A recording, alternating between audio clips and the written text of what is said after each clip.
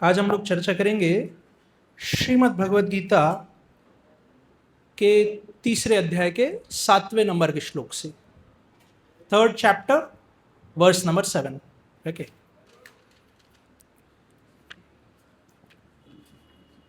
उससे पहले भगवद गीता पढ़ने से पहले हम लोग प्रार्थनाएं करेंगे। जो प्रार्थना हमें कोई भी शास्त्र, कोई भी ग्रंथ पढ़ने से पहले करनी चाहिए। तो किस किस को प्रार्थना आती है? ओम अज्ञान मेरे अंदर से अगर भी हो जाएगा। ये हैं प्रार्थनाएं, टीवी पे दिख रही हैं। हम लोग धीरे धीरे पढ़ेंगे तो साथ में सब लोग पढ़ सकते हैं।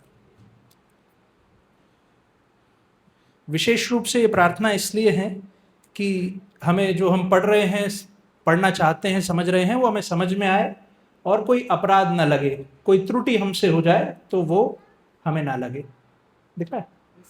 ठीक है, टीवी स्क्रीन पे दिख रहा है। हम लोग धीरे धीरे पढ़ेंगे, ठीक है। ओम अज्ञान, सब लोग साथ में पढ़ेंगे। ओम अज्ञानतिमिरान्धस्य ज्ञानाञ्जनशलाकया चक्षुरुन्मीलितं येन तस्मै श्रीगुरुवे नमः। श्रीचैतन्यमनोभीष्टं स्थापितं येन भूतले स्वयं रूपा कदा मह्यं ददाति सौपदान्तिकं। वन्दे अहं श्रीगुरो श्रीयुतपदकमलं श्रीगुरून् वैष्णवांश्च श्रीरूपं साग्रजातं सहगणरघुनाथान्वितं तं सजीवं साद्वैतं सावधूतं परिजनसहितं कृष्णचैतन्यदेवं श्रीराधाकृष्णपादान् सहगणललिता श्रीविशाखान्वितांश्च। हे कृष्ण करुणा सिंधु दीनबंधु जगतपते गोपेश गोपिका कांत राधा कांत नमोस्तुते। तप्त कांचन गौरांगी राधे वृंदावनेश्वरी वृषभानुसुते देवी प्रणमामि हरिप्रिये। वाञ्छाकल्पतरुभ्यश्च कृपा सिन्धुभ्य एव च पतितानां पावनेभ्यो वैष्णवेभ्यो नमो नमः। श्री कृष्ण चैतन्य प्रभु नित्यानंद श्री अद्वैत गदाधर श्रीवासादि गौर भक्त वृंद। हरे कृष्णा कृष्णा कृष्णा हरे हरे, हरे Ram Ram Ram Hare Hare. Chapter 3 verse number 7, 3 अध्याय का 7वां नंबर का श्लोक।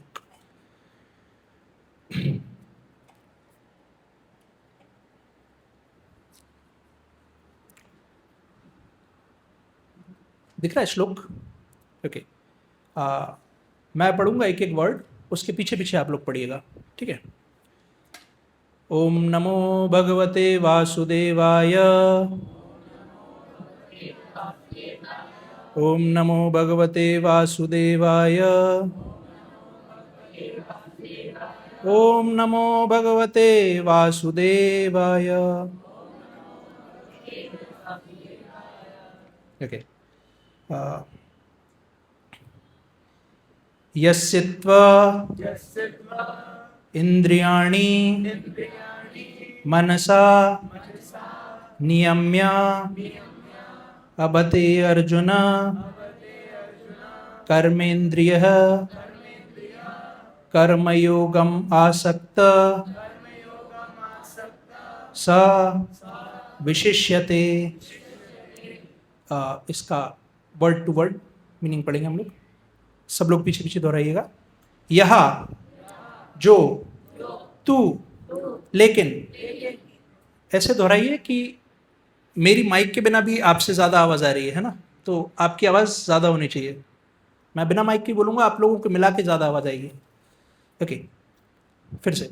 यह जो, तू, लेकिन, इंद्रियाणी, इंद्रियों को, मनसा, मन के द्वारा, नियम्य, वश में करके, आरभते, प्रारंभ करता है, अर्जुन, हे अर्जुन, कर्मेंद्रिय है, कर्मेंद्रियों से कर्मयोगम भक्ति असक्तः अनासक्त सह वह विशिष्यते श्रेष्ठ है। असल में ये भगवान की वाणी है, इसको हम लोग दोहराएंगे ना तो हम शुद्ध हो जाएंगे, प्योर हो जाएंगे। इसलिए ऐसा नहीं सोचना चाहिए कि मैं नहीं बोल रहा, छोड़ो, बोलना चाहिए, सबको बोलना चाहिए।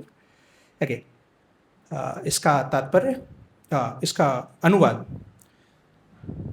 इसको भी रिपीट करना है, ठीक है। दूसरी ओर, अभी भी आवाज नहीं आ रही सही से। दूसरी ओर यदि कोई निष्ठावान व्यक्ति अपने मन के द्वारा कर्म इंद्रियों को वश में करने का प्रयत्न करता है और बिना किसी आसक्ति के कर्म योग कृष्ण भावनामृत में प्रारंभ करता है, तो वह अति उत्कृष्ट है। कोई पढ़ के बता सकता है कि क्या बोलना चाहते हैं भगवान? कोई भी एक व्यक्ति, कोई भी जो बताना चाहे कि भगवान क्या बताना चाह रहे हैं श्लोक में।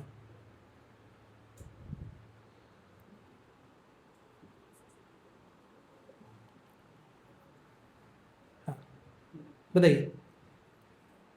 अगर कोई सिंसियरली मतलब अपने सेंसेस को कंट्रोल करने का ट्राई करता है और वो भगवान को बिना किसी आसक्ति के, मतलब बिना किसी इच्छा के अगर वो सरेंडर करता है, तो वो सबसे उत्कृष्ट है। इसको इसके पिछले वाले श्लोक से थोड़ा जोड़ने से ज्यादा सही रहेगा। पिछले वाले श्लोक में बताया था, जो कर्मेंद्रियों को वश में करता है किंतु जिसका मन इंद्रिय विषयों का चिंतन करता रहता है, वह निश्चित रूप से स्वयं को धोखा देता है और मिथ्याचारी कहलाता है। कोई व्यक्ति है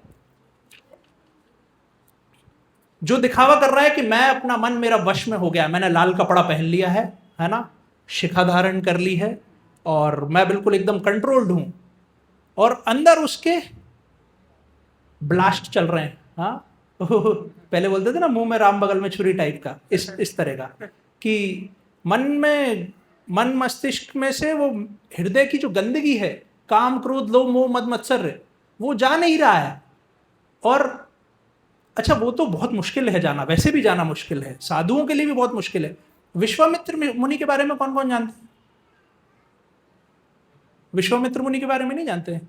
विश्वामित्र मुनि भगवान राम को लेने आए थे दशरथ महाराज से कि आप इन दोनों भाइयों को भेज दो, तो हम क्या है, थोड़े राक्षस वगैरह आ रहे हैं हमारे यज्ञ में, तो उनका निपटारा कराएंगे। और विश्वामित्र मुनि ही लेके गए कहाँ पे? मिथिला में। वो वहाँ पे माँ जानकी के साथ उनका विवाह हुआ। तो विश्वामित्र मुनि बहुत फेमस हैं और वो खुद बताते हैं कि मैं कैसे बर्बाद हुआ। 60,000 साल तक तपस्या करी विश्वामित्र मुनि ने, ऐसे हाथ रख के, ऐसे 60,000 ईयर्स। इंद्रदेव को लगा भी ये मेरा स्वर्ग खा जाएगा, तो उन्होंने क्या किया, मेनका को भेज दिया, वो डांस करके वो साहब। और लेकिन विश्वामित्र मुनि बाद में समझे कि हम ऐसे इस तरह बर्बाद हुए हैं, है ना।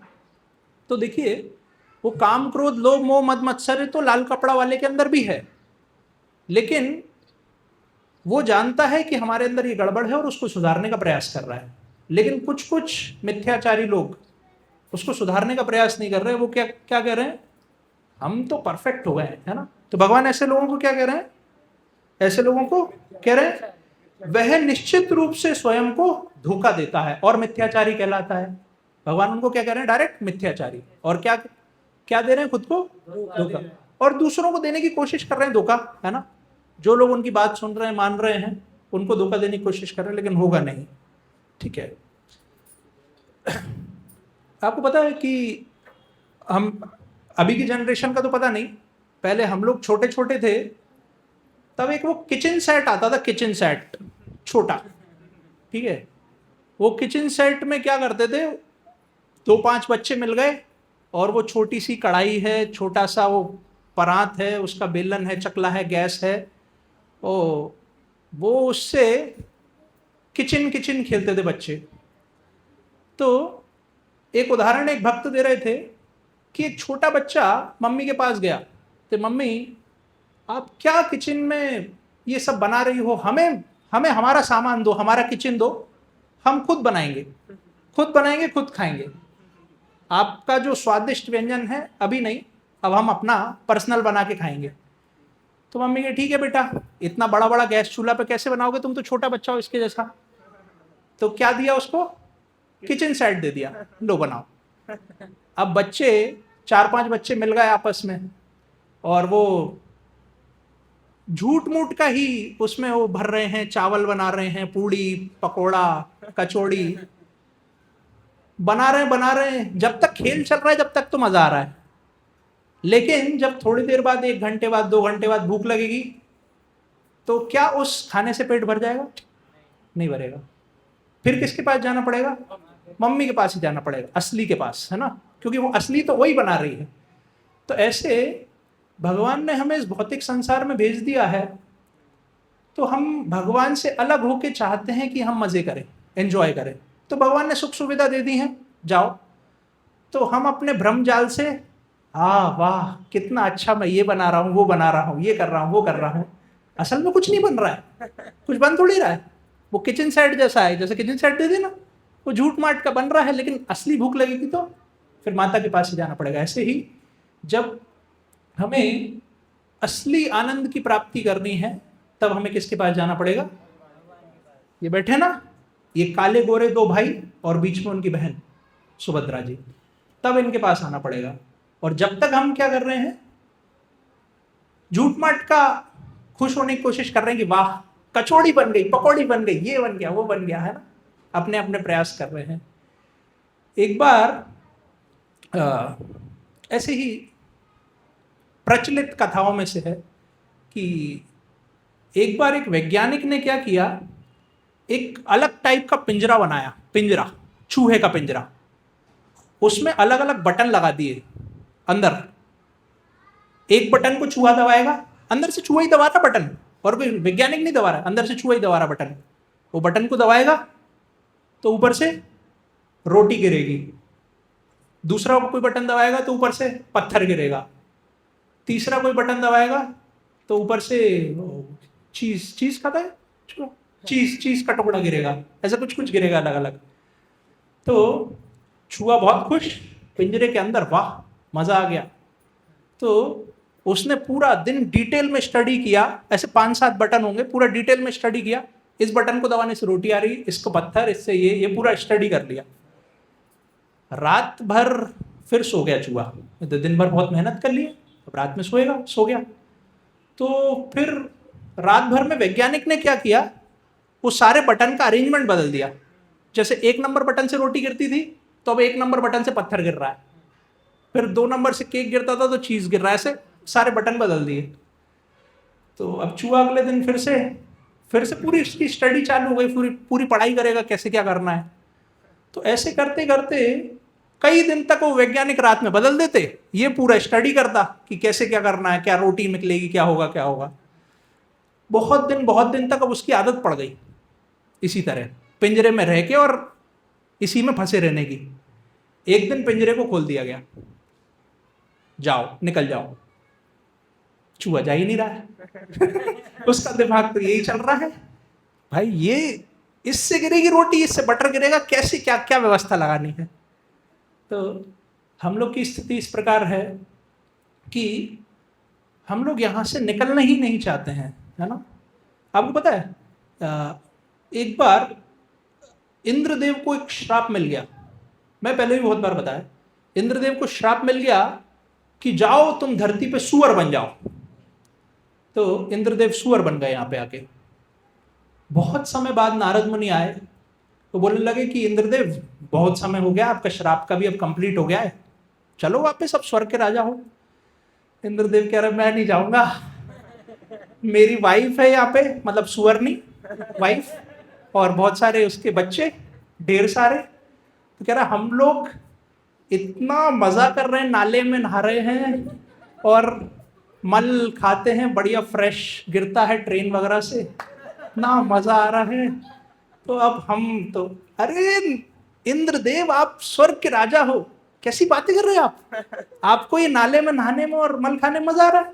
कहते वो जो भी हो, अब यहाँ से नहीं जाना। तो सोचिए जो स्वर्ग का भोग कर रहे हैं वो भी यहां फंसने के बाद, और मनुष्य योनि में भी नहीं कि चलो मनुष्य हैं तो चलो वो डोमिनोज जाएंगे पार्टी करेंगे, वो सब भी नहीं। मल खा के और नाले में नहा के उनको मजा इतना इतना आसक्त हो गए वो जाना नहीं चाहते, उनको जबरदस्ती पकड़ के लेके गए कि भाई चलो स्वर्ग के राजा हैं आप। तो इस प्रकार इतना हम लोग फंस गए हैं इन चीजों में कि यहां से निकलना ही नहीं चाहते, जबकि मनुष्य जीवन के 2 लक्ष्य होने चाहिए। बताइए कौन कौन से 2 लक्ष्य? बताइए, इतना इतना बार आपने सुना है, इतना कुछ सुनते हैं, जानते हैं, सनातन धर्म के पालक हैं सब लोग, तो 2 लक्ष्य होना चाहिए मनुष्य जीवन के। आप मत बताइए, और कोई बताइए, मन से ही बताइए, कुछ भी बताइए, गलत होगा तो क्या दिक्कत है? भगवत प्राप्ति करना, यस, वेरी गुड, बिल्कुल सही। और एक और क्या लक्ष्य? बहुत ही अच्छा, ये दोनों ही सही आंसर है, बहुत ही सही, हरि बोल जाए। तो पहला है कि इस जन्म मृत्यु के चक्र से बाहर निकलना। जन्म मृत्यु, जन्म को इंग्लिश में क्या बोलते हैं? बर्थ, है ना? और मृत्यु को क्या बोलते हैं? डेथ। बी और डी, बर्थ और डेथ। और इसके बीच में कौन सा लेटर आता है? सी। सी मतलब चैंटिंग, भगवान के नाम का जप, हरे कृष्णा कृष्णा कृष्णा हरे हरे, हरे राम राम राम हरे हरे। तो बी और डी, बर्थ और डेथ, जन्म और मृत्यु के बीच में एक छोटा सा काम करना है। तो क्या करना है? भगवान के नाम का जप, सी, चैंटिंग करना है ना, तभी वो माला पूरी हो जाएगी ना, बी सी डी, है ना। और उसके पहले भी एक है ए, एसोसिएशन, भक्तों का संग करना, ठीक है। तो मोटा मोटी बात यह है कि 2 चीजें हैं, 2 चीजें हैं। पहला तो जन्म मृत्यु के चक्र से बाहर निकलना, तो उसके लिए क्या करना पड़ेगा बता दिया? अरे आवाज ही नहीं आ रही। चैंटिंग, भगवान के नाम का जप। सुंदरकांड में, रामचरितमानस में भी आता है, कलयुग केवल नाम आधारा। केवल क्यों इस्तेमाल किया गोस्वामी जी ने? और कोई उपाय नहीं है दूसरा। और सुमिर सुमिर नर उतरे ही पारा। ऐसे बताते हैं, हरेर नाम हरेर नामेव केवलम, कलौ नास्तेव नास्तेव नास्तेव गतिरन्यथा। सभी शास्त्र मिलके एक ही तरफ इशारा कर रहे हैं कि केवल भगवान का नाम। श्रीमद् भागवतम में भी आता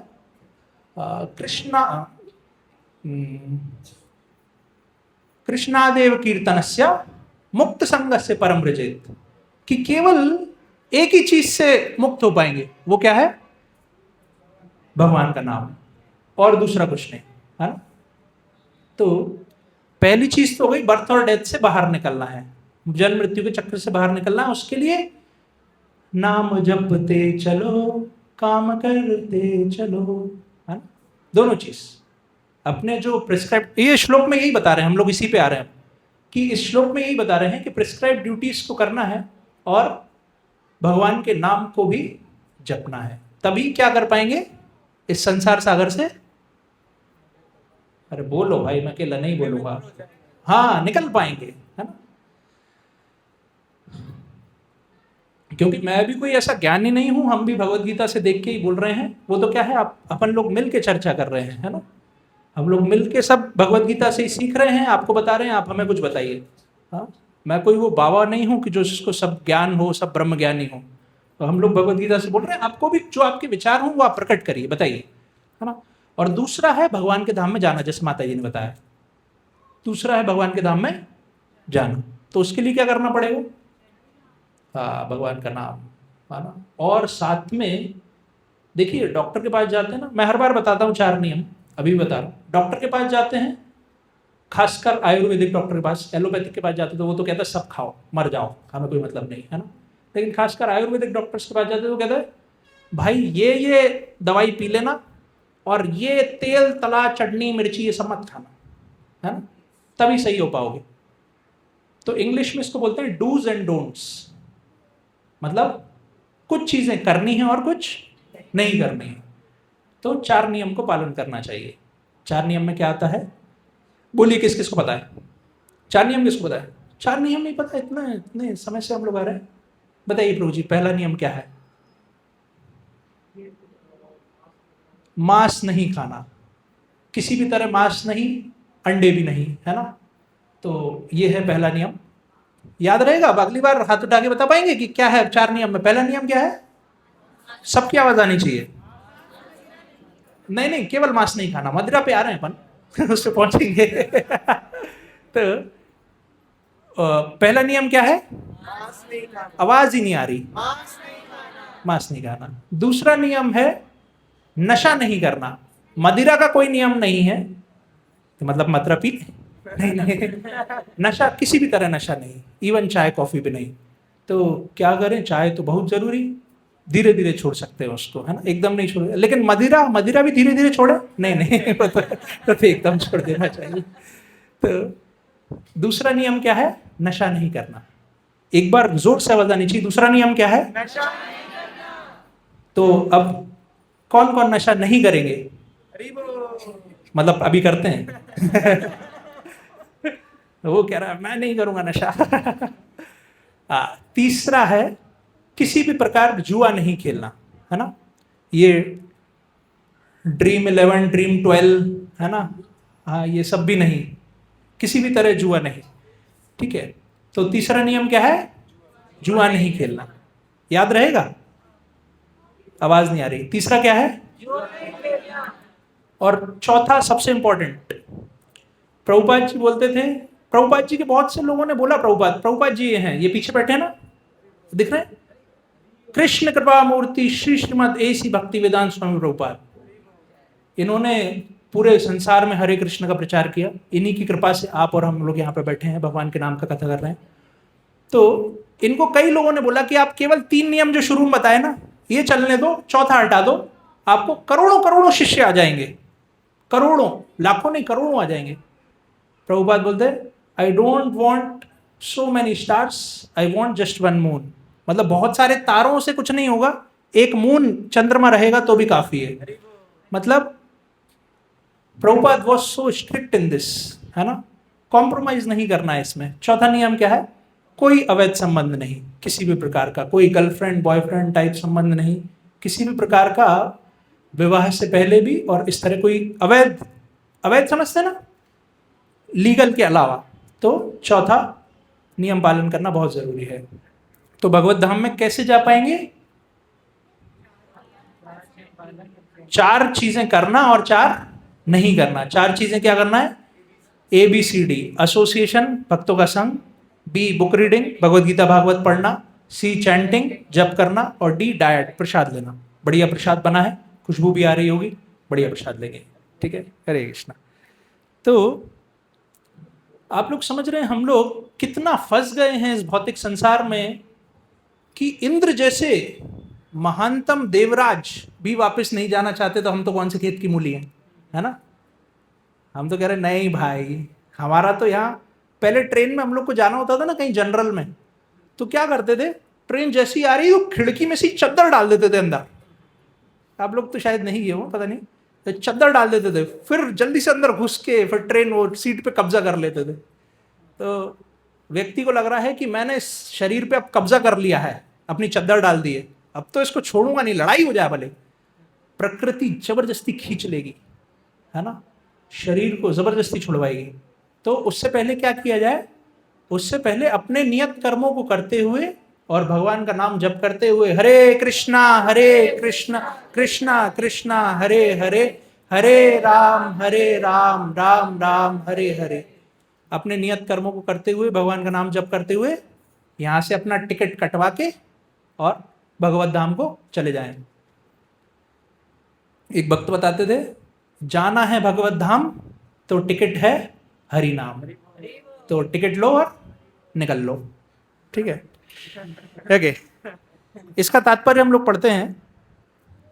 समझ में आया था क्या बोला था इस श्लोक में? इतनी सारी कथा कहानियों के बीच में वो श्लोक कहीं गायब हो गया। उसमें बता रहे थे कि जो व्यक्ति ऐसा साधु का भेष धारण, नहीं ठीक है, साधु का भेष धारण कर लिया है, लेकिन मन का गंदगी नहीं जा रहा है, काम क्रोध लोभ मोह मद मत्सर नहीं जा रहा है, और अपने आप को बता रहा है कि मैं महानतम हूं, तो वो कैसा है? मिथ्याचारी है। वो अपने आप को धोखा दे रहा है, और दूसरों को भी दे रहा है। ऑब्वियसली दूसरों को तो देने का कोशिश कर रहा है, ये बैठे ना, दूसरों को धोखा देने की कोशिश करते तो इनको धोखा मिलता, फिर दूसरों को ही, जिसको धोखा दिया है। तो इसमें बता रहे हैं इस वाले श्लोक में, लंपट जीवन और इंद्रिय सुख के लिए छंद योगी का मिथ्या, ध्यान से सुनिएगा, छंद योगी का मिथ्या वेश धारण करने की अपेक्षा अपने कर्म में लगे रहकर जीवन लक्ष्य को, जो भवबंधन से मुक्त होकर भगवत धाम को जाना चाहता है, प्राप्त करने के लिए कर्म करते रहना अधिक श्रेयस्कर है। प्रभुपाद जी बोलते थे कि एक ढोंगी साधु होने से अच्छा है कि एक अच्छा झाड़ू लगाने वाला बन जाए आदमी। सड़क पे झाड़ू लगाते हैं स्वीपर, प्रभुपाद जी बोलते थे अगर ढोंगी बन रहे हो तो उससे तो बेहतर है कि सड़क पे अच्छा तरह झाड़ू लगाने वाला बन जाओ, वो ज्यादा श्रेयस्कर है। भगवत गीता में ही बताया इस तरह। मतलब जो भी काम करने का वो ईमानदारी से करने का। किसके प्रति ईमानदारी? पहले तो खुद के प्रति, हाँ, भगवान के प्रति तो बाद में रख पाएंगे, क्योंकि हम तो आज तक विश्वास ही नहीं कर पाए कि ठाकुर जी हमें देख रहे हैं। कौन कौन कुछ कुछ गड़बड़ करते हुए सोचता है कि ठाकुर जी देख रहे हैं, सोचते कुछ लोग। मैं तो सोच लेता हूँ, मतलब मेरे दिमाग में तो आ जाता है अरे देख रहे हैं बब्बा, बाद में सारा हिसाब किताब 100 गुना करके क्लियर करेंगे, कोई मतलब नहीं है है ना। तो इस प्रकार मन में आना चाहिए कि ये देख रहे हैं, और इनका कैलकुलेशन ऐसा है कि आपने एक बार हरे कृष्णा कृष्ण कृष्ण हरे हरे, हरे राम राम हरे, आपने एक बार भगवान के नाम का जप किया, भले ही झूठे ही किया, मन से भी नहीं किया, तो भगवान सोचने लगते हैं ओ वाह, ये भक्त मुझसे इतना प्रेम करता है। भले ही आप करें हरे कृष्ण, भगवान सोचते अरे इतना करुण पुकार है, इतना प्रेम से पुकार रहा है, आपको कोई मतलब ही नहीं, आप तो कृष्ण भले ही इस तरह भी कर रहे हैं, तो भी भगवान को तो क्या लग रहा है पता है? भगवान को लग रहा है हमारा बच्चा, ओ मेरा प्यारा बच्चा इतनी करुण पुकार है, इतने प्रेम से मुझे पुकार रहा है, बस वो उसका 1000 गुना स्वीकार करते हैं। आपने तो अंगड़ाई ले ली, लेकिन उनने 1000 बार स्वीकार कर लिया उसको। लेकिन फिर ये कैलकुलेशन इधर भी गड़बड़ है कि आपने बदमाशी की तो वो भी मल्टीप्लाई होके ही काम करेगा। हालांकि उतना नहीं करता, भगवान प्रेम के वशीभूत है, लेकिन फिर भी प्रकृति के तो नियम है, प्रकृति आपको जैसे का तैसा बदले में दे देती है। भगवान नहीं करते ऐसा, भगवान तो परम दयालु परम कृपालु हैं। ठीक है, तो क्या बताया प्रभुपाद जी ने कि ढोंगी मिथ्याचारी होने से तो अच्छा है हाँ एक सफाई वाला व्यक्ति जो सफाई अच्छे से कर रहा है वो ज्यादा अच्छा है। ठीक है, प्रमुख स्वार्थ गति तो विष्णु के पास जाना है। माता जी ने बताया कि 2 का चीजें हैं मनुष्य जीवन की। अब मैं जिससे पूछूंगा वो बताएगा, है ना, मैं पॉइंट आउट करके पूछूंगा क्या 2 चीज थी वो भक्ति जीवन के लिए, मैं मनुष्य जीवन में क्या करना चाहिए, क्या 2 चीजें प्राप्त करनी चाहिए, कौन बताएगा? अभी बताया था 5-10 मिनट पहले, ये माता जी ने बताया था। भगवान, हाँ बताइए। हाँ एक एक एक एक बस एक आपने बता दिया। आप लोग थोड़ा आगे आ जाइए, एकदम क्या पीछे वो हो रहा है, समझ नहीं आ रहा, आगे जाइए और आगे जाइए, पीछे से भी आगे जाइए। हाँ दूसरा कौन बताएगा माता जी इसमें से? हाँ भगवान के धाम में जाना, यस, भगवान को प्राप्त करना, भगवान के धाम में जाना। तो ये 2 चीजें हैं। तो इसमें लिखा है प्रमुख स्वार्थ गति तो विष्णु के पास जाना है, मतलब भगवान के निकट में जाना है। संपूर्ण वर्णाश्रम धर्म का उद्देश्य, अच्छा वर्णाश्रम धर्म क्या होता है किसको पता है? और मुझे बताइए। हाँ प्रभु जी बताइए, वर्णाश्रम क्या है? 4 वर्ण और 4 आश्रम है। 4 प्रभु जी बता रहे हैं वर्णाश्रम मतलब है 4 वर्ण 4 आश्रम। कौन से हैं 4 वर्ण? बताइए, एक ही बताइएगा। ब्राह्मण, और अब तो पता चल गया, बाकी के 3 वर्ण कौन बताएगा? ब्राह्मण और आगे आगे 4 वर्ण हैं, यस, क्षत्रिय वैश्य और शूद्र। तो ये 4 वर्ण बनाए गए हैं गुण कर्म विभागश्च, जन्म के आधार पे नहीं बनाए हैं, है ना। नाम के पीछे सरनेम क्या लगा है उससे मतलब नहीं है, आपके गुण कर्म किस प्रकार हैं इसके आधार पे वर्ण डिसाइड किए गए। मतलब भगवान ने तो ऐसे ही किए हैं, मनुष्यों ने चाहे जैसे भी कर दिए हो, उनका कोई भरोसा नहीं है, लेकिन भगवान ने तो किसके आधार, भगवान खुद बोल रहे हैं, हाँ, चातुर्वर्ण मया सृष्टम गुण कर्म विभागश्च। 4 वर्ण और 4 आश्रम बनाए हैं किसके बेसिस पे, गुण और कर्म के बेस पे। अच्छा ठीक है, आश्रम कौन से हैं 4, कौन से 4 आश्रम हैं? वाल्मीकि आश्रम, वशिष्ठ आश्रम, ये 2 भी थे क्या जो मैंने बताया? ये 2 भी थे क्या? नहीं, हाँ, गृहस्थ आश्रम और वानप्रस्थ और संन्यास आश्रम। एक इंपॉर्टेंट तो रह गया जो सबसे इंपॉर्टेंट था, ब्रह्मचर्य आश्रम। ऐसा कैलकुलेशन बताते हैं कि 0 से लेकर 25 ईयर्स, अगर 100 साल मनुष्य की उम्र है तो 0 से 25 ब्रह्मचर्य, 25 से 50 गृहस्थ, 50 से 75 वानप्रस्थ और 75 से 100 संन्यास। लेकिन क्योंकि 60 साल ही उम्र है, 60-65 साल, तो 15 साल तक ब्रह्मचर्य, फिर 16 साल से गृहस्थ, ऐसा 16 से गृहस्थ। बच्चे आजकल यही कर रहे हैं, वो 8th-9th क्लास में उनका फाइनल हो जाता है कि ये मेरा दूल्हा होगा।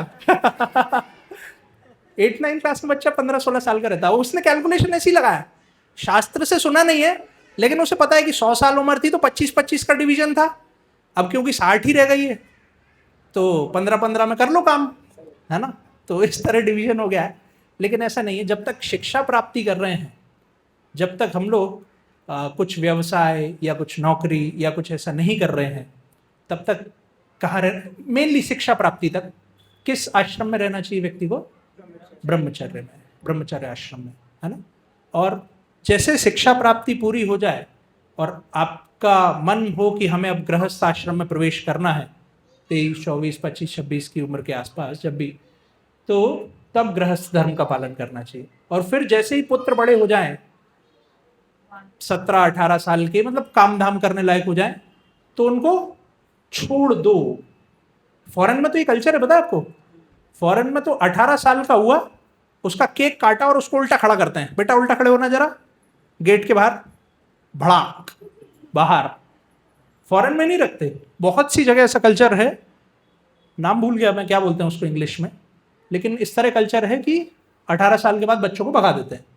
और वो जितने बूढ़े टूढ़े हैं वो लोग, वो या तो गोल्फ खेल रहे होते हैं या बेसबॉल, हाँ, जो भी उनसे बन जाता है वो खेलते हैं, और जीवन से तो उतना कुछ मतलब है नहीं।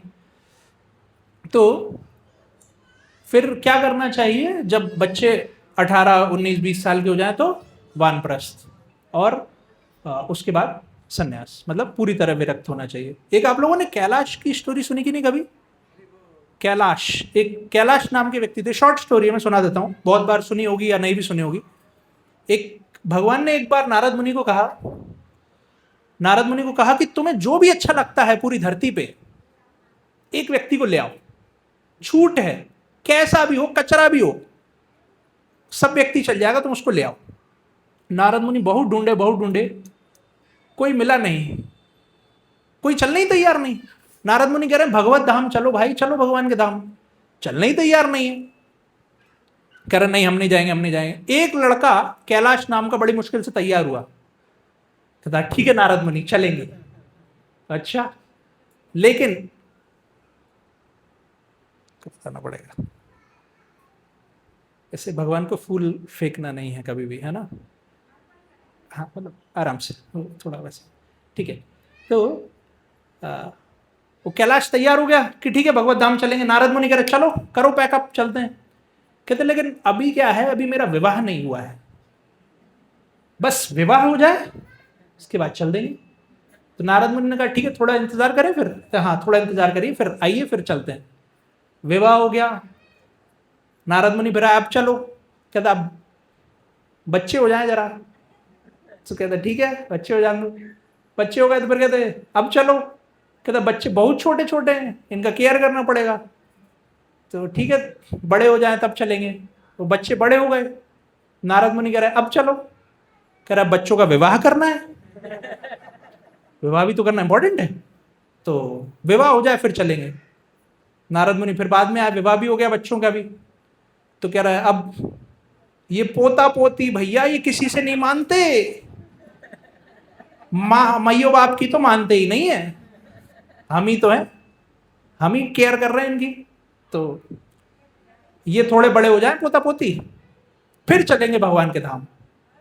ठीक है, नारद मुनि आए थोड़े दिन बाद, देखा कैलाश है ही नहीं, कैलाश को ढूंढ रहा है, कैलाश कैलाश कहाँ हो, घर में पूरे घर में कैलाश नहीं, फोटो टंगा हुआ है कैलाश का, माला टंगी उस पे। तो नारद मुनि कह रहे अरे यार आया ही नहीं, चला ही नहीं हमारे साथ। बाहर में एक कुत्ता भौंक रहा था, भाव भाव भाव भाव। तो नारद मुनि कहते क्यों भौंक रहे हो? अरे नारद मुनि मैं कैलाश, मैं कुत्ता बन गया, मैं कुत्ता बन गया। तो नारद मुनि कह रहे कि यार कुत्ते की योनि में हो, ले तो नहीं चल सकते वैसे, लेकिन चलो तुम्हारे लिए स्पेशल ऑफर, स्पेशल डिस्काउंट, चलो। कहता नारद मुनि क्या दिक्कत आ रही है अभी कि बहुत चोर चकारी हो रही है यहाँ पे, हमारे बच्चों के पास बहुत सा धन है,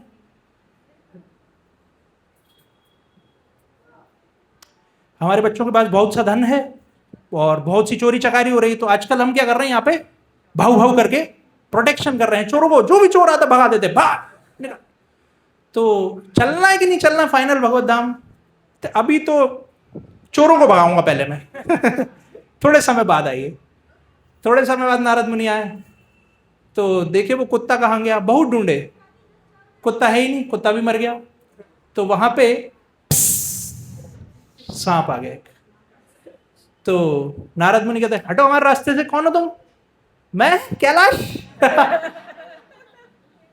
अरे तुम सांप बन गए? कहते हाँ नारद मुनि क्या दिक्कत आ रही है ना कि हमारे, हरे कृष्णा माता जी, हरे कृष्णा। तो अभी क्या हो रहा है कि हमारे बच्चे जो हुए हैं वो बहुत बड़े आदमी हो गए हैं, तो उनके बहुत से दुश्मन हो गए हैं। बड़े आदमियों के बहुत दुश्मन हो जाते हैं ना, बहुत दुश्मन हो गए। तो जो भी मेरे पोता पोतियों का इन सब का दुश्मन होता है उसको मैं क्या करता हूँ, डस लेता हूँ, मार देता हूँ। तो तुम्हें चलना कि नहीं चलना भगवत धाम ये बताओ? तो अभी नहीं, अभी तो सारे दुश्मनों को सफाई करूंगा, पहले मैं खत्म कर दूंगा, उसके बाद चलूंगा। नारद मुनि कहते ये ऐसे नहीं मानेगा।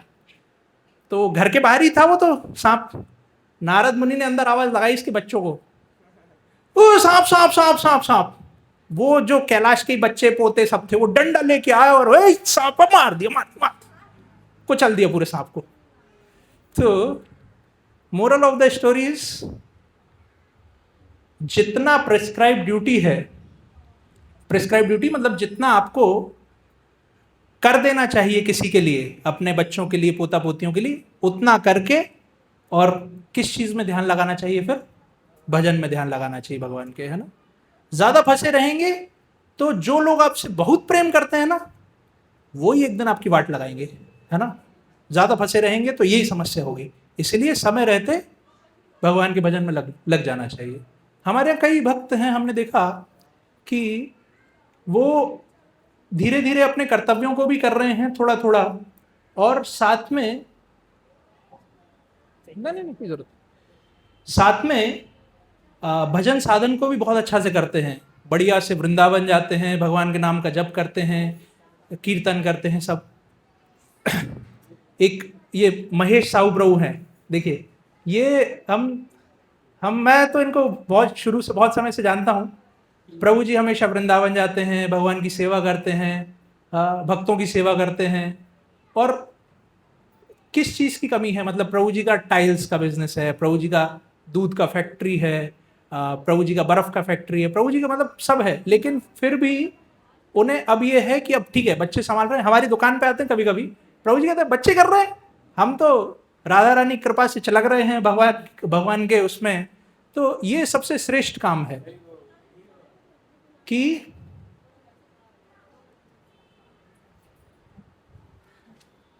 मैं असल में क्या है, मैं पहले टीचर था।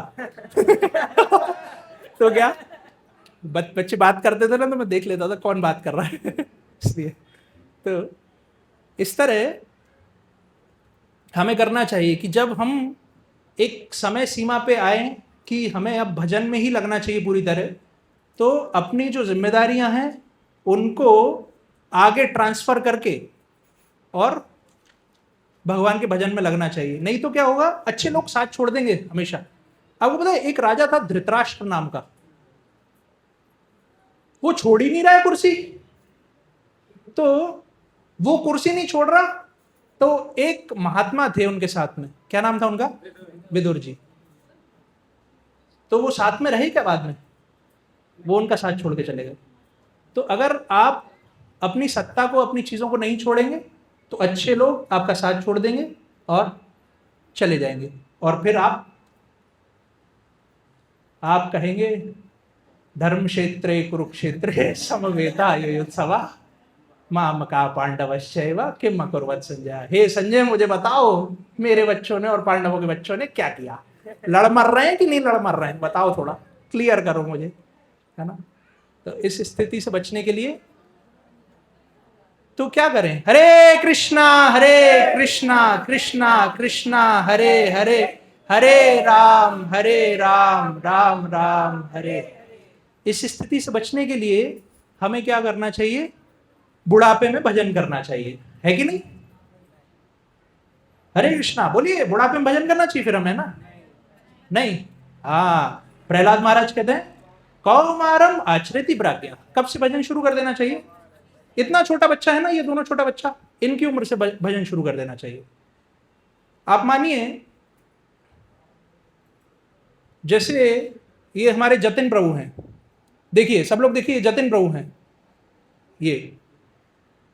ये कल को जाएं एसबीआई का एटीएम लेके हाथ में, एटीएम हाथ में है, ATM card, sorry ATM card हाथ में है, एकदम रोल में गए, मशीन में कार्ड लगाया, पिन डाल दिया, पैसा डाल दिया, कितना पैसा निकालना है, पैसा बाहर नहीं आ रहा है। क्यों नहीं आ रहा है, अकाउंट में पैसा ही नहीं है, पैसा ही नहीं है अकाउंट में, कैसे बाहर आएगा। आप पूरा डेबिट कार्ड को लगा लगा के घिस दो, पिन लगा लगा के मशीन फोड़ दो, लेकिन क्या पैसा बाहर आएगा, नहीं आएगा। क्यों, क्योंकि आपने अकाउंट में कभी पैसा जमा किया ही नहीं, तो पैसा निकल के बाहर आ जाएगा। आपने बचपन से भजन का प्रैक्टिस किया ही नहीं, हरे कृष्ण जब किया ही नहीं, 4 नियम को पालन किया ही नहीं, हमेशा धोखेबाजी किया, लूटपाट किया, लोगों को धोखा दिया, है ना, ये सब किया, और अंतोतगत्वा आप सोच रहे हैं कि ठाकुर जी आ जाएं और अपने चरण हमें दे दें, हो जाएगा, संभव है। एक साधारण तुच्छ सी मशीन जिसके अंदर बहुत पैसा भरा हुआ है, लेकिन क्योंकि आपके अकाउंट में पैसा नहीं है, कभी बाहर नहीं आएगा। वो तो फिर आपको क्या करना पड़ेगा, पेचकस से खोलना पड़ेगा उसका, चोरी करनी पड़ेगी। लेकिन यहां भगवान के में तो चोरी भी चलेगी नहीं। तो इसलिए समय रहते बचपन से हमेशा भजन किया नहीं, भगवान को धोखा दिया, बदमाशी किया, सब कुछ किया, और लास्ट में सोचते हैं कि बुढ़ापा में होके हमें भगवान के चरण प्राप्त हो जाएंगे, भगवान का धाम प्राप्त हो जाएगा और हम जन्म मृत्यु के चक्र से निकल जाएंगे। भूल जाइए, कभी नहीं निकल पाएंगे। और ये केवल आप लोगों के लिए लागू नहीं है, मेरे लिए भी लागू है, सबके लिए लागू है। मैं तो अपने लिए बोल रहा हूं ताकि मुझे बाद में ध्यान रहे कि हाँ क्लास में क्या बोल के आए थे, पालन कर रहे हो कि नहीं कर रहे हो, है ना, खुद के लिए। क्योंकि भगवान भगवद गीता में बोलते हैं 18वें अध्याय के 56 के आसपास का श्लोक है, उसमें भगवान बोलते हैं जो भी मेरे इस वाणी का, भगवद गीता का प्रचार करता है वो मुझे सर्वाधिक प्रिय है, उससे ज्यादा प्रिय मुझे कोई भी नहीं है। तो आप लोग खुद भी इसका श्रवण करिए, सुनिए, केवल संडे कार्यक्रम में ही नहीं, हमेशा भगवद गीता को लीजिए, पढ़िए, समझने का प्रयास करिए, है ना। बहुत से यूट्यूब चैनल्स हैं इस्कॉन के जो बोनाफाइड हैं, प्रमाणिक हैं वो, और जो प्रमाणिक गुरु शिष्य परंपरा में भी आते हैं, उनसे सुनिए भगवद गीता भागवत को, और लोगों को भी प्रचार करिए उसका, है ना। अगर खुद पालन नहीं करेंगे, शुरू में क्या बताया था, कि लाल कपड़ा पहन लिया है और सब कर लिया है और अंदर का गंदगी गया नहीं, तो आप क्या हैं? धोखा देने वाले, मिथ्याचारी। तो खुद भी पालन कीजिए और दूसरों को भी बताइए। दूसरों को क्यों बताना है? कोई बताइए हाथ खड़ा करके, दूसरों को क्यों बताएं? दूसरों को क्यों बताएं भगवत गीता भागवत के बारे में? नहीं, आप नहीं, अब आप बहुत सारा कुछ बता चुके हैं। भगवत गीता भागवत दूसरों को क्यों बताएं हम? और हाँ, वो तो बहुत सही बात है, लेकिन हम तो अपना स्वार्थ देख रहे हैं। भगवान बोल रहे हैं जो मेरी इस वाणी को लोगों को बताएगा उससे ज्यादा प्रिय मुझे कोई नहीं है दूसरा। तो हम तो क्या बनना चाहते हैं? ये जगन्नाथ जी का प्रिय बनना चाहते हैं। इसलिए क्या करना चाहिए? आवाज ही नहीं आ रही। क्या करना चाहिए इसका? हाँ, भगवत गीता के बारे में लोगों को बताना चाहिए। लेकिन बता कब पाएंगे? जब खुद पालन कर रहे होंगे, है ना। पहले खुद ही नहीं पता होगा कि भगवत गीता में कितने श्लोक हैं, तो कैसे बताएंगे? कितने श्लोक हैं भगवत गीता में? कितने श्लोक हैं? जोर से। 700 श्लोक हैं। 90% भक्तों को नहीं पता है, तो आज याद कर लेंगे। भगवत गीता कितने श्लोक हैं? 700 श्लोक हैं। सारे किसने बोले? धृतराष्ट्र ने। किसने बोले? किसने बोले? धृतराष्ट्र बोले? नहीं अलग अलग लोगों ने बोले। धृतराष्ट्र ने केवल एक श्लोक बोला है शुरू का, ठीक है। धृतराष्ट्र ने सबसे पहला श्लोक धृतराष्ट्र ने बोला है, और बाकी के 542 श्लोक बोले हैं भगवान ने, 73 श्लोक बोले हैं अर्जुन ने, और कुछ संजय ने बोले हैं। ऐसे करके 4 लोगों का कॉम्बिनेशन है, मिक्सचर है। आपको खुद ही नहीं पता होगा भगवत गीता में कितने श्लोक हैं, आप कैसे प्रचार करेंगे? तो पहले भगवत गीता भागवत को पढ़ना, उसको अपने जीवन में पालन करना, और फिर आवाज नहीं आ रही, प्रचार करना। उस प्रचार करने से क्या होंगे? हम भगवान के सर्वाधिक प्रिय बन जाएंगे।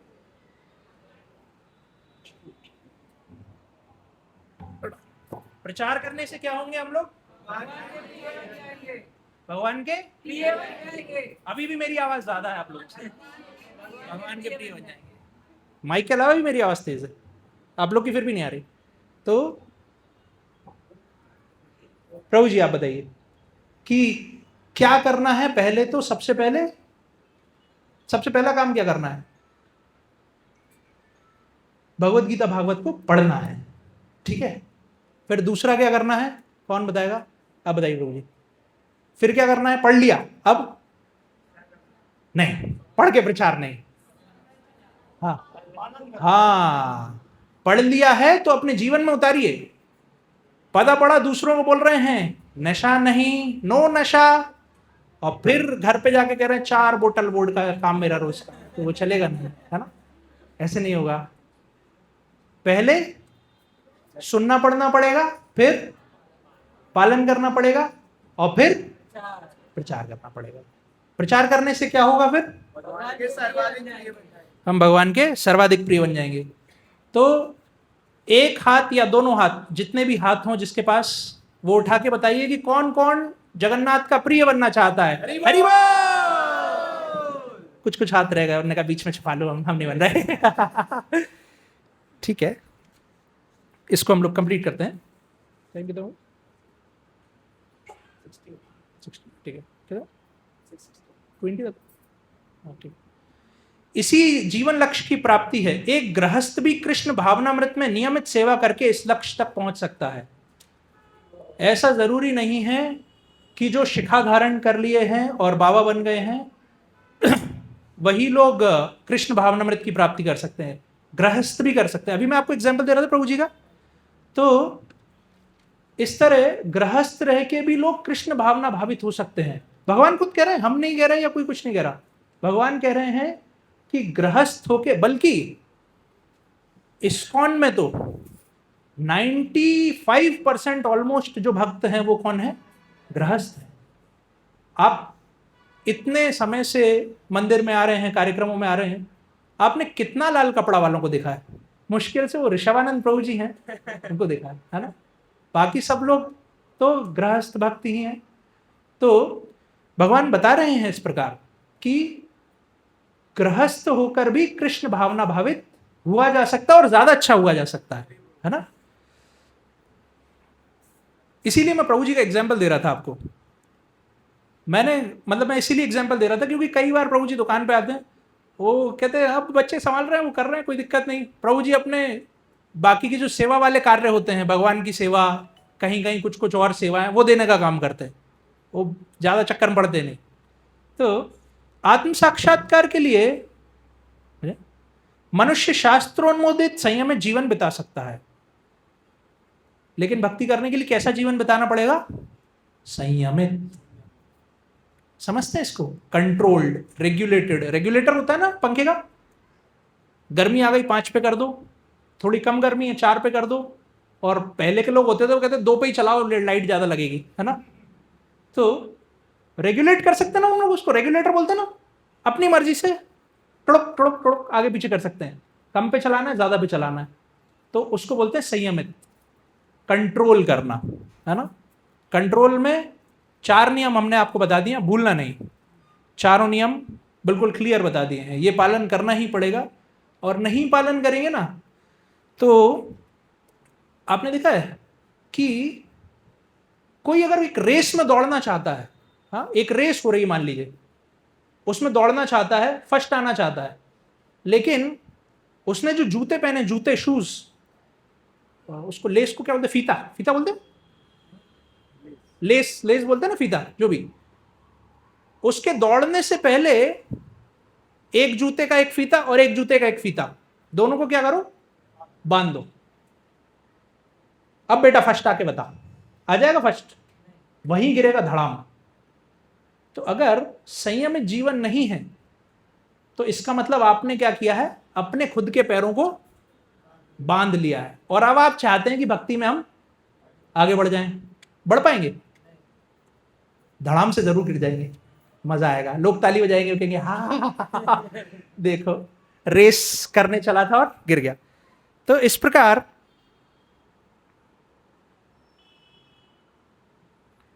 आसक्ति को त्यागना पड़ेगा, है ना। ये जो शूलेस हैं, जो बांध लिए हैं, जूते का फीता बांध लिया है, अरे एक ही जूते का नहीं बांधा है, एक जूते का इधर से और एक जूते का इधर से, दोनों को आपस में बांध दिया है। कहीं कहीं लोग सोच रहे हैं अरे लेस बांध के तो अच्छे दौड़ेंगे, अरे नहीं नहीं, आपस में एक दूसरे का बांध दिया है। एक और उदाहरण देते हैं कि मान लीजिए कार है, उसमें पूरा एक्सेलरेटर जानते हैं ना सब लोग, एक्सेलरेट करते उसको, कार में पूरा एक्सेलरेटर दे रहे हैं, ब्रेक पे भी पैर नहीं है, लेकिन वो आगे ही नहीं बढ़ रही है। क्या हो रहा है? क्या गड़बड़ है? आगे ही नहीं बढ़ रही है वो। हैंड ब्रेक, कितना कोशिश कर रहे हैं। एक साइड में होता है हैंड ब्रेक, कार में हैंड ब्रेक होता है, हैंड ब्रेक। जब तक उसको वापस ऐसा ड्रॉप नहीं करते ना, तब तक वो आगे नहीं बढ़ेगी।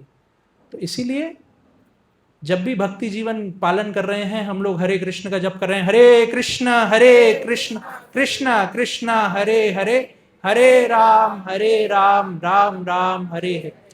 तो जब भी हम अपने हरे कृष्ण की गाड़ी को एकदम एक्सेलरेट करके पैर रख के उसको एकदम सुपर फास्ट बढ़ाना चाहते हैं, तो क्या करना पड़ेगा? वो हैंड ब्रेक को हटाना पड़ेगा, है ना।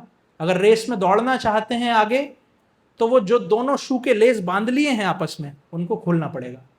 तो इसीलिए संयमित जीवन जीना पड़ेगा। चाय कॉफी नहीं, किसी भी तरह नशा नहीं। आदत भी है तो उसको बदल दीजिए, हर्बल टी, ग्रीन टी, बहुत सारी टी आती हैं, वो हेल्थ के लिए भी अच्छी, पता है, हेल्थ के लिए भी बहुत अच्छी है आजकल। जो बहुत सारा हर्बल टी, ग्रीन टी और ये सब आ रहा है ना, ये दूध वाला चाय तो वैसे भी बहुत नुकसानदायक है। हमारी मम्मी को इतनी बार डॉक्टर को दिखाते, कहता देवी तुम ये चाय पीना छोड़ दो, तुम्हारी एसिडिटी तभी सही होगी। वो हो ही नहीं रही, उनको 12 साल से इलाज करा रहे हैं। तो बहुत अल्टरनेटिव्स हैं। और कोई कोई लोग अगर बीड़ी पीते हो तो बीड़ी का तो कोई उपाय नहीं, उसको छोड़ना ही पड़ेगा, है ना। लेकिन मुश्किल होता है आप लोगों में चाय को छोड़ना। तो उसके लिए अल्टरनेटिव है कि बड़े बड़े लोग भी ऐसा करते हैं, ग्रीन टी, हर्बल टी, बहुत सारी ऐसी टी आती हैं जो हेल्थ के लिए भी अच्छी है। टेस्ट वाइज शुरू में अच्छी नहीं होती हैं, लेकिन बाद में वो सही लगने लगती है और हेल्थ भी सही होने लगती है। तो कम से कम भक्ति में आगे बढ़ने का नहीं तो अपने शरीर का सोच के ही इस तरह इस नशा को त्याग देना चाहिए, है ना। तो कॉफ़ी तो बहुत ही कम लोग पीते, मतलब गुनावासियों में कॉफी का उतना क्रेज नहीं है, केवल चाय का क्रेज है। भरी गर्मी में भी 6 चाय पी जाते हैं हर दिन भर में। तो इस प्रकार 4 नियमों को पालन करना पड़ेगा हर तरह से, और भगवान के नाम का जप करना पड़ेगा, तो ठाकुर जी अपने चरण देंगे। अदरवाइज इनके जैसा हाल हो जाएगा। कैसा हाल? एटीएम मशीन में लगा रहे हैं कार्ड और पैसा नहीं निकल रहा है। आपने कभी पैसा डाला ही नहीं अकाउंट में, कैसे निकलेगा पैसा अकाउंट? अब वो लाडली लक्ष्मी का या वो बहना का आ जाए वो बात अलग है ना, वो सब पैसा आ जाए वो बात अलग है, लेकिन आपने खुद का नहीं डाला कभी, तो कैसे निकलेगा पैसा? ऐसे ही भगवान के जप में, नियम में, संयम में आपने इन्वेस्टमेंट नहीं किया है, वो अकाउंट में नहीं भरा है, कभी नहीं निकल के आएगा बाहर, कभी बाहर नहीं निकल के आएगा। इसलिए श्लोक को हम लोग कंप्लीट कर देते हैं, हो गया। इस प्रकार वह प्रगति करता है जो निष्ठावान व्यक्ति इस विधि का पालन करता है, वह उस पाखंडी धूर्त से कहीं श्रेष्ठ है जो अबोध जनता को ठगने के लिए दिखावटी आध्यात्मिकता का जामा धारण करता है। अब सुनिएगा, लास्ट में बोल रहे हैं प्रभुपाद, जीविका के लिए ध्यान धरने वाले प्रवंचक ध्यानी की अपेक्षा सड़क पर झाड़ू लगाने वाला निष्ठावान व्यक्ति कहीं अच्छा है। प्रभुपाद जी बोल रहे हैं, भगवान बोल रहे हैं। तो हम लोग इस बात को मानते हैं कि हमें पहले भगवद गीता भागवत पढ़ना चाहिए, फिर उसका आचरण करना चाहिए, फिर उसका प्रचार करना चाहिए, और इन सब का फल क्या होगा? हम क्या हो जाएंगे? भगवान के प्रिय बन जाएंगे। हरे कृष्णा। बहुत बहुत धन्यवाद। कोई भी गलती त्रुटि, मैं भी कोई बहुत जानता नहीं हूँ, मैंने भी बस भगवद गीता भागवत को पढ़ा है और आपके साथ साझा कर रहा हूँ चीज़ों को। आपको भी कुछ लगे, कुछ ऐसा लगे कि नहीं ये तो भाई तूने बहुत गलत बोल दिया, तो इस प्रकार बता भी सकते हैं, करेक्शन भी कर सकते हैं, और कुछ प्रश्न हो तो वो भी 5 मिनट में पूछ सकते हैं। हरे कृष्ण। लेकिन प्रश्न पता है तब आता है जब व्यक्ति ने ध्यान से सुना हो। जब व्यक्ति ने ध्यान से सुना होगा ना, तब प्रश्न आएगा। और प्रश्न कैसा करना चाहिए? तद विद्धि प्रणिपातेन परिप्रश्नेन सेवया। हाँ, सेवा के रूप में प्रश्न, कि ये हम जानना चाहते हैं कि ये क्या है, किस तरह आपने बताया ये, है ना। तो जब व्यक्ति ध्यान से सुनता है वो प्रश्न करता है, और जो प्रश्न नहीं कर पा रहा है इसका मतलब वो इस कान से सुना है और इस कान से निकाल दिया। हम लोग कहाँ हैं? इस्कॉन में। इस्कॉन में आए हैं तो हमने एक फिलॉसफी सीख ली है, इस कान से सुनो, इस कान से निकाल दो। ऐसा नहीं करना चाहिए। दोनों कान से सुन के कहाँ जाना चाहिए? हृदय में जाना चाहिए और हृदय को शुद्ध करना चाहिए। हरे कृष्ण। कुछ बताना चाहते हैं, पूछना चाहते हैं कोई? जी माता जी बताइए।